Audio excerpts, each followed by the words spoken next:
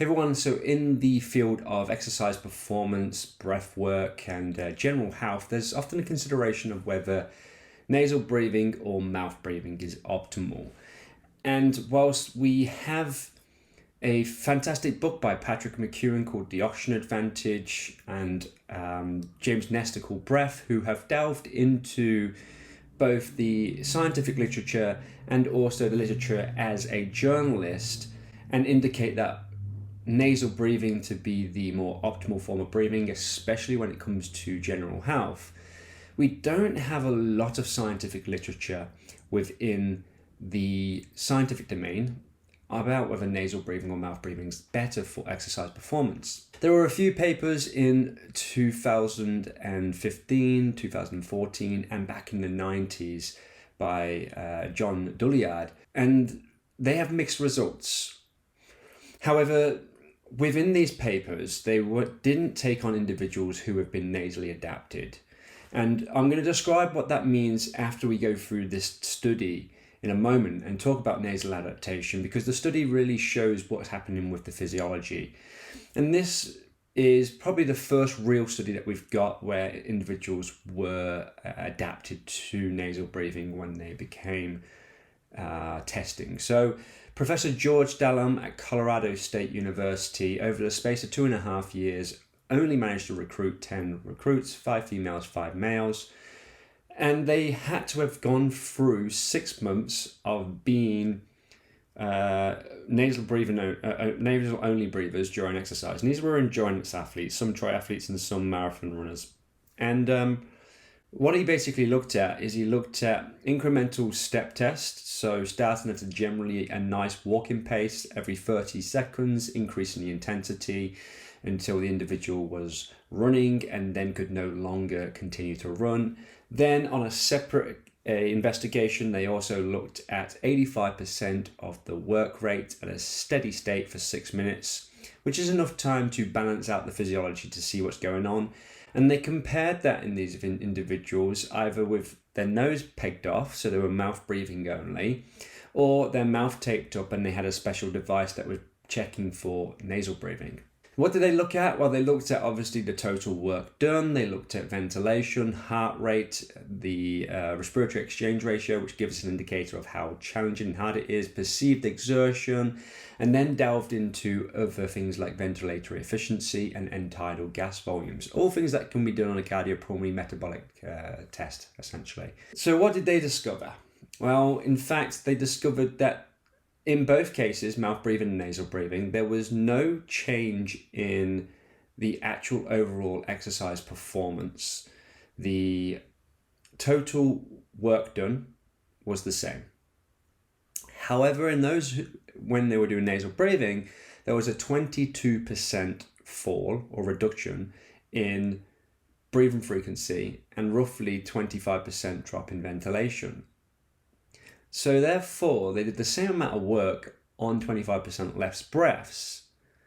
So that's suggesting that breathing through the nose is a lot more efficient. And how do we know this? Well, there's a couple of things that went on. The maximum amount of oxygen, so the VO2 max, was the same. However, in the nasal breathing sessions, there was a little bit less oxygen being consumed earlier on. And this would usually think, okay, well, that's obviously not as efficient because there's not as much oxygen being delivered. However, if we're thinking there's a reduction in the number of breaths that were taken by 25%, think of the amount of work of breathing. So work of breathing can take up to 10 to 15% of cardiac output and can actually steal blood from the limbs to the diaphragm when it becomes fatigued. That is less likely to happen, therefore we're less likely to use as much oxygen overall. And that was the consideration in this. So it was more so that the individual was actually just more efficient with their breath. This is also expressed in two other ways. Per breath, the amount of oxygen being consumed was increased, or being exchanged was increased.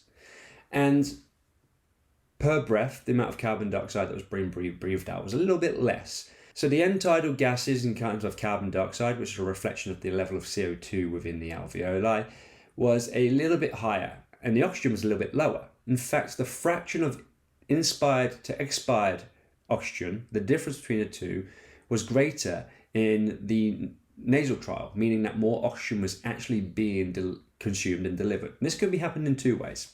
Obviously, the nose itself has a fantastic role. It has a role to, number one, it's got ciliated epithelial cells within the nose, and that can filter pollutants, viruses, bacteria, and debris, and protect the airways. Number two, it's also got a turbinates, which turbinates can shift shape and they can go larger or smaller, and they can warm air, humidify air, or slow air down. And then we have the sinus cavity, which produces nitric oxide, which down at level of the alveoli perhaps can increase vasodilation and bring more blood to the alveoli, which creates a better ventilation perfusion matching, which increases gas exchange. So that's one reason why potentially it could. Now, slowing the rate would also increase the transit time from the lung, from the oxygen from the lung across into the blood, because there's going to be a deeper and longer breath, and therefore there could be greater gas exchange.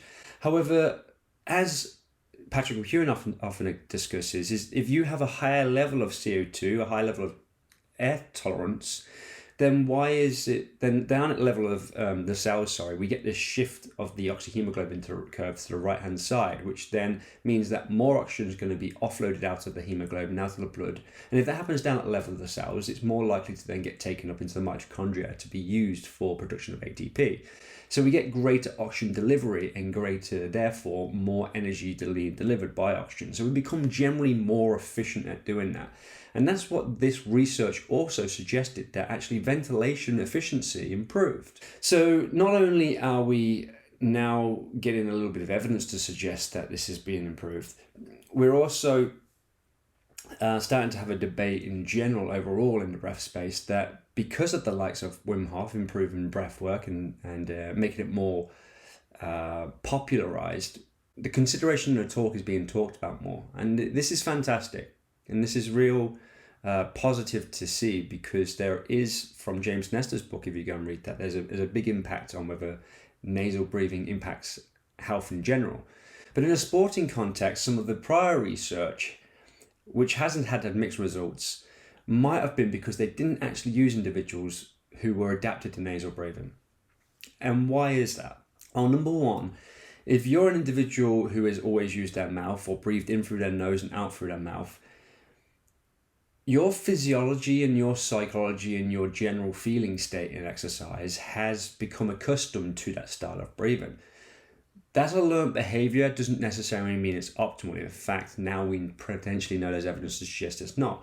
However, with the clients that I've worked with, or even with myself, and with the mix of the results between Dallam's work and say, for example, the other papers earlier on, who weren't so showing improvements or changes in physiology, were because individuals who do begin to train through their nose have to be able to learn to sustain that higher level of carbon dioxide. So the end tidal volume of CO2 is a little bit higher.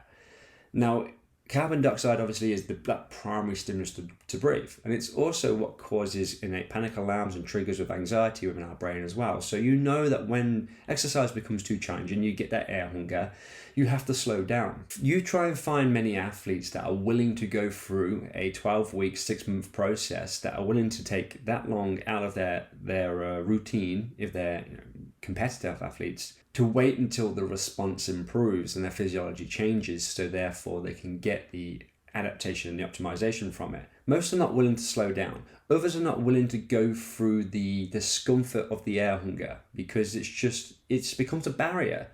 Like anything, as soon as discomfort comes in the way, people often back away from it. So doing that for a research trial, there's not going to be many people. That's why it took so long for him to recruit this. However, in my experience and the experience of those people who I'm training, once you get through that nasal adaptation phase, you recover a lot faster. You enjoy exercise much better. You are more calm. There's the chance that you're activating more of the parasympathetic nervous activity than the sympathetic nervous activity. And that is therefore more relaxing, more meditative. And we know that nasal breathing also has a pattern generator within our brain waves as well. So from my personal experience, being a strength athlete and a power athlete and a speed athlete all my life and not enjoying cardio work, I now thrive off doing burpees, straight into runs, straight into high intensity functional training, all with my mouth zipped. It's become autonomous. But we have to go through a 6-stage phase with any change. Number one, where are we placing our attention? Because when we place our attention onto our breathing, we create awareness around it. When we create awareness around it, we can be aware that we need to keep our mouth closed and the sensations and feelings that come up and bring them into awareness so where you can focus on them. Then it's about being adhering to it despite understanding and having that discomfort, pushing on through. When we get the adherence, that's when we begin to get adaptation. When we get the adaptation, we can start to push into advancement, and we can introduce carbon dioxide tolerance protocols to make us even more challenged by air hunger so that we can overcome and reach higher intensities of exercise. I can now sit at 160, 170 beats per minute, which is going to be 85-90% of my maximum heart rate with my mouth closed. Then the final thing is autonomous. So it becomes automatic, it becomes ingrained as a habit, and the mouth generally is closed and you generally recover faster, able to manage your stress better and become more aware of your own side. So that is the general gist of this. We are getting evidence coming out. I believe there's going to be more and more papers. There is, I'm going to pop a paper up here again for people to read who are interested in how we can use the breath for exercise performance. Obviously the book by Patrick McEwen and James Nestor. You can read those through as well. I'd also recommend checking out the work by Brian McKenzie and the team at Shift Adapt. And if you enjoyed this or have any questions about nasal breathing or exercise physiology or anything, pop them below. If you want to get involved, want to learn how to do this yourself and would like to have some structured training program, drop me an email at martin@performancethroughhealth.com and check me out. Check out my website, like, subscribe, and I'll catch you next one. Thank you.